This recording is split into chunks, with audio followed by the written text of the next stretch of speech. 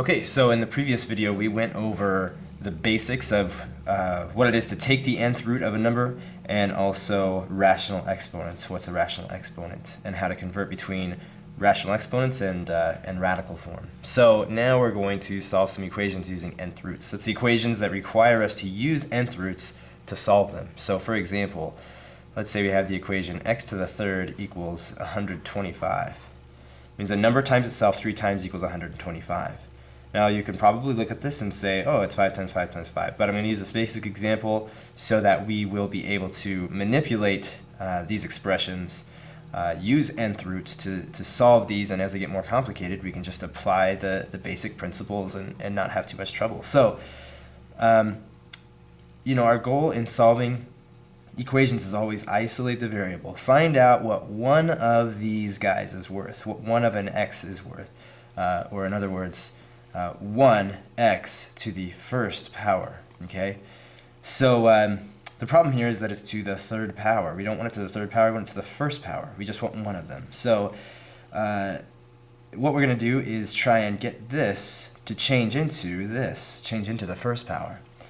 To do that, we're going to remember, just briefly, just remind ourselves that if I take a number, I raise it to a power, then I raise that to another power.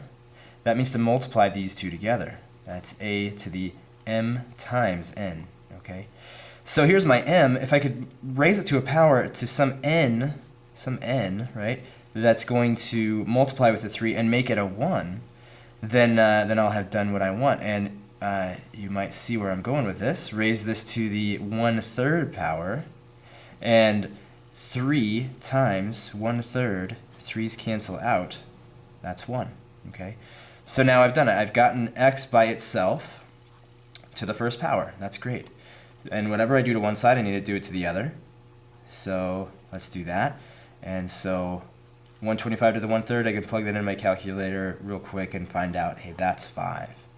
Another way to write this, you can write these things down using radical form rather than rational exponents. Of course, when you enter it in your calculator, you'll enter it as a rational exponent. But here we have it again. X to the third equals 125. Okay, another way that I can show that I'm doing these calculations is just to use radical form. Say I'm taking the third root, exactly the same thing. If I take the third root of something to the third power, that cancels out. Okay, so then let's take the square root of, the third root, the cubed root of 125, and exactly the same thing, x equals 5. Okay, let's try another example. Let's do 5x to the third equals 1080. All right, so now I want, again, to get 1x to the first power. Okay, so how am I going to do that? Well, first, I think maybe I want to take the third root of this side so that I can get x to the first. But that presents a problem because if I take the third root of this side, I'm also taking the third root of 5, and that just complicates things. It would be really nice if we could just get x by itself, since x is being raised to the third power, and then take the third root. Okay, so let's divide by 5. Divide by 5, isolate the variable to whatever power it's being raised to. So x to the third now, I'll just write it down here, dividing by 5 here and here. X to the third is equal to, let's see, 216. 216. Okay. And remember, I want to know what is 1x to the first worth. So I've got 1x, but it's to the third, so I'm going to take the third root to cancel that out. Take the third root. So x is equal to, I take 216, put it in my calculator, raise it to the 1/3 power. I find out that x is equal to 6. Okay. Next. So that was a problem. That was another problem. Let's look at this one. Now we have a bit of an added challenge because x is no longer the thing that's raised to a power. First x is added to 10, and the whole thing is raised to the 5th power. And let's say this is equal to 70. Well, now what do we do? Can I subtract 10? No, I can't subtract 10 because this isn't really 10. This guy and a lot of other things are getting raised to the 5th power before it ever is able to come out of the parentheses. So let's kind of break these guys out. If we can just get one of these quantities, one quantity of x plus 10 by itself, change this to the first power, then we'll be able to move somewhere. So let's take the fifth root of both sides. The fifth root is going to cancel out this most outside thing, this fifth power, and then isolate one of these quantities, one of these parentheses. So same thing to both sides. We put this in our calculator, 70 to the 1/5 power. This is exactly how you put it in your calculator with parentheses and everything. We find out that x plus 10, now it's gotten down to the first power here. The fifth root and fifth power have canceled each other out. The fifth root of 70 is about 2.34 if we round to 2 decimal places. So now what do? A number plus 10 equals 2.34. So what is just the x worth? Well, let's subtract 10 from both sides like we're used to already. And x is approximately negative 7.66. Okay, so there's another example. There's the added challenge of what if everything's inside parentheses before it's raised to a power? Well, that's how we handle that. Okay, so the lesson you should learn is that if what you want to do is cancel out this power, take that root, the fifth root. Okay. Sorry, that might have been a little bit below the screen, but hopefully that's okay. Let's do something real quick like this. Let's do x minus 5 to the 2/3 power equals 93. Okay. Well, again, it would be much easier for me. I know how to do this already. If it was x minus 5 equals something, but this is x minus 5 to the 2/3. I'd like x minus 5 just by itself, just to the first power. So how do we cancel this guy out and make it to the first power? Well, we're going to raise the whole thing to some power, remembering that when I raise a number that's raised to a power to another power, I multiply them together. So what power can I raise this to? What number can I multiply this by to make this 1 instead of 2/3?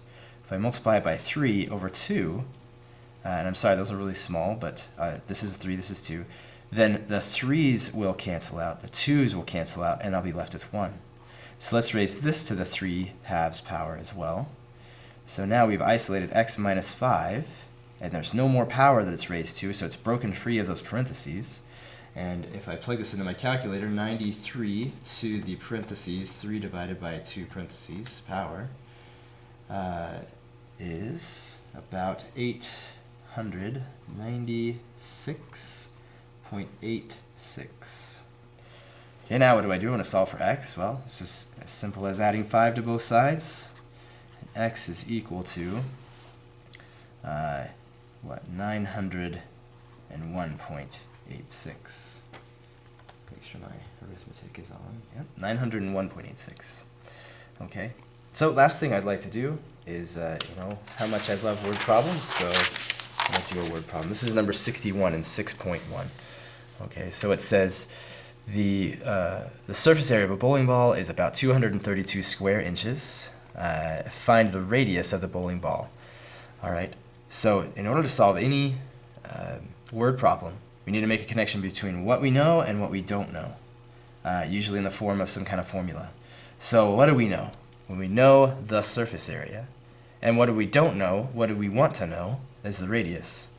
It turns out there's a formula. The surface area is equal to 4 pi, these are just numbers, no variables here, times r squared, the radius squared. So there's a connection between what we don't know and what we do know. What we do know is the surface area, so let's plug that in. 232, that's equal to 4 pi r squared. Now we want to solve for r squared. It'd be nice to take the square root and cancel out that square, but remember that we want to get the r to the power over on one side by itself. So to do that, let's isolate it by taking away the 4 pi, by dividing by 4 pi. Okay, so 232 divided by 4 pi is about 18.46, and that's r squared. R squared is about 18.46. Well, if r squared is 18.46, then to find r, I'll just take the square root of both sides, and the square root of 18.46 is about 4.297.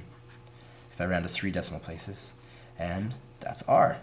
Okay, so r, the radius of this bowling ball, and by the way, we use this formula because this is the surface area area of a sphere, and a sphere is the shape that a bowling ball has. Okay, so the radius of such a bowling ball, excluding the holes that are drilled in it, but the radius of that bowling ball would be about 4.297.